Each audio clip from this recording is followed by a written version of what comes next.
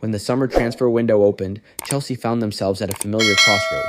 Once again, the club was being linked with a big money move for a high-profile striker, and this time, the spotlight was on Napoli's Victor Osimhen. With a release clause north of £100 million and a goal record that rivaled Europe's best, Osimhen looked like the ideal solution to Chelsea's long-standing number 9 problem. Fans remembered the struggles from seasons past. Romelu Lukaku's return had ended in disappointment. Pierre-Emerick Aubameyang was a fleeting experiment. Even Nicholas Jackson, despite his energy and promise, hadn't convinced all doubters. The hunger for a ready-made elite striker was growing louder by the day. But then came a decision that surprised many. Chelsea backed out. They chose not to pursue Osimhen aggressively. Instead, they turned inward, toward their own squad and a new tactical vision brought in by Enzo Maresca. Fresh from leading Leicester City to the championship title in his first season, Maresca was not the headline name some supporters had envisioned, but he arrived with a clear philosophy and a demand for control, structure, and technical excellence. Maresca wasn't looking for a classic target man. He was building a team where every player, including the striker, had to be as much a thinker as a finisher. The club decided not to throw down over £100 million on Osimhen. It was a risk, no doubt. But it quickly began to pay off. By the end of September, Chelsea were looking like a different side.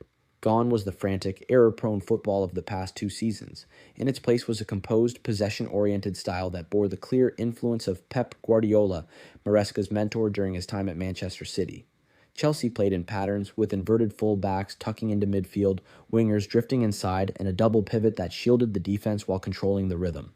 Nicholas Jackson, once criticized for his inconsistency, began to flourish. Under Maresca, he wasn't tasked with bulldozing through defenses or carrying the team's attacking burden alone.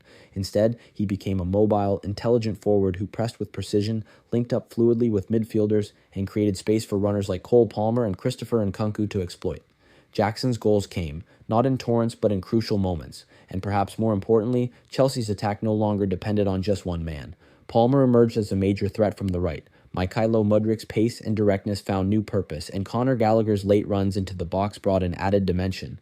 The goals were shared. The team played like a unit. Meanwhile, the Osimhen situation took a different turn. Injuries disrupted his season at Napoli. The Italian club struggled with inconsistency, and without Luciano Spalletti's system to elevate him, Osimhen found it harder to impose himself. He was still dangerous, still explosive, but he was no longer the irresistible force of the previous campaign. In a Chelsea team requiring patience, positional discipline, and constant rotation, his fit now looked less obvious. What was once considered a transfer mistake began to look like foresight. The revealing difference, as some insiders called it, was clear. Chelsea didn't need a superstar striker. They needed balance, buy-in, and tactical identity. Maresca had begun to provide all three. The decision not to sign Osimhen was also symbolic. It marked a shift in Chelsea's approach, from short-term reaction to long-term strategy.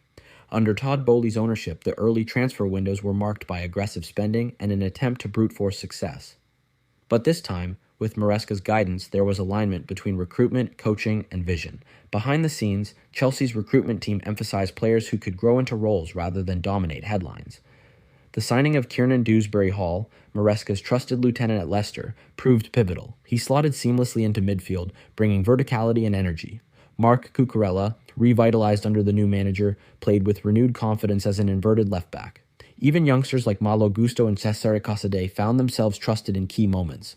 By January, Chelsea were not only in the hunt for a Champions League spot, but had found an identity that had been missing for years. The dressing room was united, performances were improving, and the squad believed in the manager's methods. There were still challenges, but the progress was undeniable. As the season reached its decisive phase, pundits began to revisit that summer decision.